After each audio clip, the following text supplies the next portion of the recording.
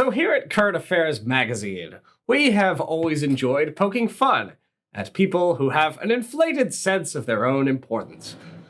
And political pundits are particularly satisfying targets for mockery because they have tiny little brains, but enormous egos. And so we laughed and we laughed when New York Times columnist Bret Stephens erupted in high dudgeon after someone on the internet once called him a bedbug. A professor at George Washington University described me as a bedbug or a metaphorical bedbug, just in the context of the New York Times having a bedbug problem in our building.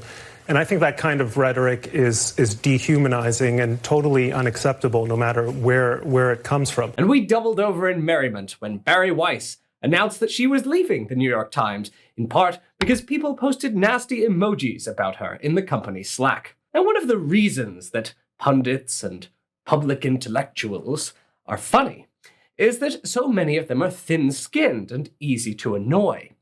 Witness Ben Shapiro storming off a television show after receiving some critical questions. You both frankly, I don't think that this, society you know what? Honestly, is turning its back sir, on Judeo-Christian values. Yeah, what are those values? What are the values it's turning its back on? I'm not inclined to continue an interview with a person as badly motivated as you as an interviewer. So I think we're done here. I appreciate your time, sir. All right. Thank you so much. Thank you for your time and for showing that anger is not part of American political discourse. Now, Mr. Shapiro, we'll say goodbye. Or Jordan Peterson losing his temper, or pro-Israel tablet writer Eve Barlow writing an entire column complaining that people on Twitter call her Eve Fartlow, an act of oppression she compared to a pogrom. So in Current Affairs, we've lampooned these types of media and political people. We've done it in cartoons, we've written parodies of their columns, we've said sarcastic things about them on social media, and when we've been feeling serious, we've meticulously deconstructed their arguments to demonstrate exactly why their views aren't worth taking seriously. But there's always been a spirit of gleeful jest underneath this, the pleasure that comes from satirizing the ridiculous. But lately, I'm not feeling so inclined to have fun. Because ever since Israel began its outright genocide against the Palestinians of Gaza, killing tens of thousands of people, destroying their homes, destroying their schools, starving them, and plotting the mass expulsion of the survivors, the amusing buffoons of the US pundit class have kind of ceased to make me laugh.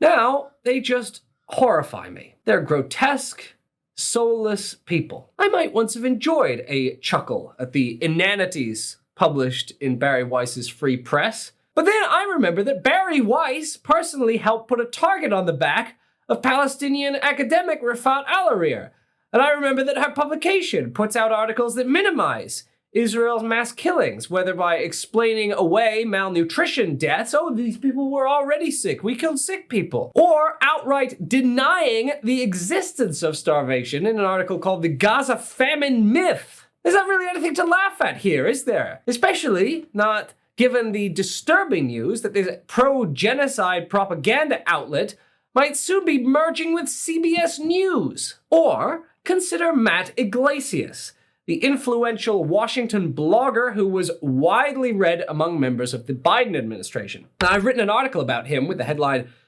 Matt Iglesias is confidently wrong about everything, and his only rebuttal to that was to say that he's not wrong about literally everything, that some of the things he believes are true, which I'll concede. I would say that Matt Iglesias is just wrong about a great many things, many of which are extremely consequential. I noted that one of the issues that he was most egregiously wrong about was Palestine.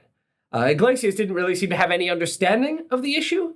He has said the pro-Palestinian thing you're supposed to say is that Israel is settler colonialism, which he was dismissive of, without addressing the fact that obviously Israel is engaged in a settler colonial project. They build settlements, for God's sakes. They're currently decimating Gaza so they can expel its surviving inhabitants and resettle the territory. They say that outright. But Iglesias seems to have no time for the Palestinian cause. He's argued that leftists themselves don't really care about Palestine or anything else. They're just trying to build factional power.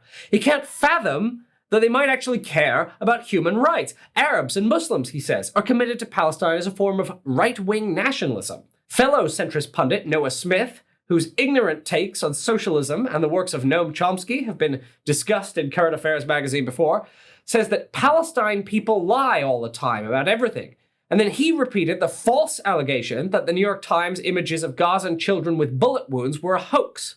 Like Iglesias, Smith believes that leftists are simply using Palestine as a wedge issue to gain factional power within the Democratic Party. Now, it's not clear how that works, since being pro-Palestine has long been a way to lose power in the Democratic Party. Just ask Cory Bush or Jamal Bowman. Now, both of these men, like the liberal influencers David Pakman and Brian Tyler Cohen, largely ignore Gaza in their published writings, and they show very little interest in what's happening to Palestine. Now, some people are even worse than that, of course. Ben Shapiro is busy repeating the falsehood that Hamas, rather than Israel, is trying to starve the people of Gaza. Bret Stephens engages in outright genocide denial, despite the overwhelming consensus of human rights groups, including Human Rights Watch, Amnesty, B'Tselem, Oxfam, and Doctors Without Borders, that Israel is committing genocide in Gaza. Bret Stephens insists that because the death toll is low, a genocide cannot be taking place. Of course, the death toll isn't low at all. Life expectancy in Gaza has been cut in half. Tens of thousands of children are dead. And the overall death toll, while unknown, is likely well over 100,000 and severely underreported, with the Strip having been bombed on the level of Dresden in World War II. We know that Israel's intelligence chief said after October 7th that Israel needed to kill 50 Palestinians for every Israeli killed, even if these were children, in order to teach the Palestinians a lesson. That's explicitly genocidal because it's a deliberate effort to eliminate at least part of an ethnic group just because they are members of that group, which is the textbook definition of genocide. Everyone who is not speaking out against the destruction of Gaza and identifying who is responsible is complicit in this terrible crime. And that includes people like Pete Buttigieg or Gavin Newsom, who continue to issue vacuous expressions of generic sympathy for the suffering of Palestine without having the courage to state the obvious. Israel and the United States are engaged in a campaign to destroy Gaza and render it unlivable, after which Israel plans to expel the surviving population to whichever poor country can be bribed into accepting Palestinians. Now, here at Current Affairs, we've had fun joking about Pete Buttigieg and his new "Please Respect Me" beard, but he stopped being amusing. Just recently, he described our nation's relationship with Israel like a Sesame Street character might. We, as Israel's strongest ally and friend, you put your arm around your friend when there's something like this going on and talk about what we're prepared to do together. Now, every generation finds itself in a distinct historical moment, and that moment confers distinct obligations on us. Those who were alive and able to act when the monstrous ideology of Nazism was on the rise were obligated to do everything in their power to stop it.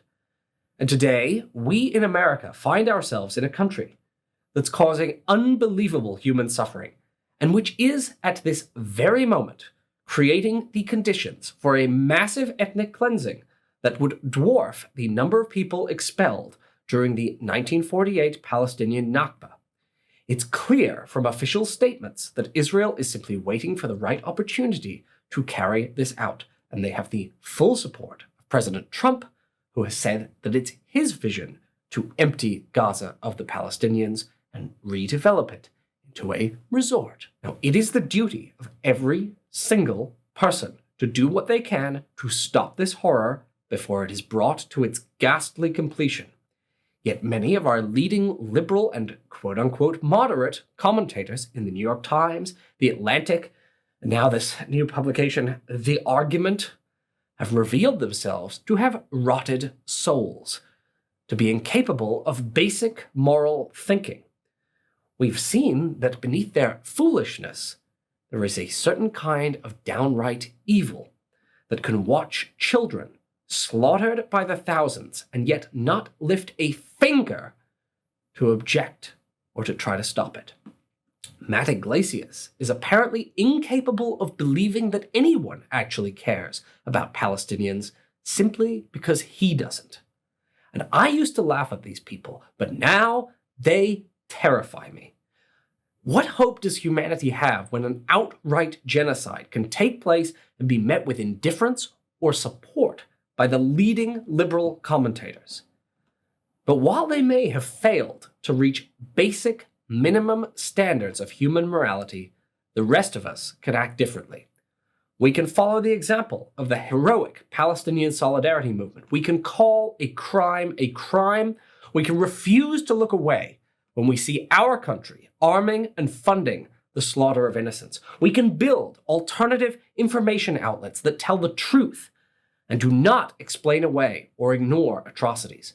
We can look at these sorry figures as cautionary tales, warning us about the kind of people we could turn into if we pursue clicks, dollars, and our careers, rather than remaining steadfastly committed to caring about what happens to other human beings. Thanks for watching. This video is a product of Current Affairs magazine, the country's leading independent left print magazine based here in New Orleans, Louisiana. Go to currentaffairs.org to find out more about us, and currentaffairs.org/subscribe to subscribe to our absolutely gorgeous bi-monthly print edition. Get it in your mailbox. You can also subscribe to the Current Affairs News Briefing, the Current Affairs podcast, or you can subscribe to our digital edition. Current Affairs is entirely reader-supported. We have no ads. We have no corporate backers. We depend on you. So please consider purchasing a subscription or making a donation to Current Affairs today. We are a 501c3 non-profit organization, and your donations are tax-deductible to the extent allowable by law. Thanks for listening. Thanks for watching.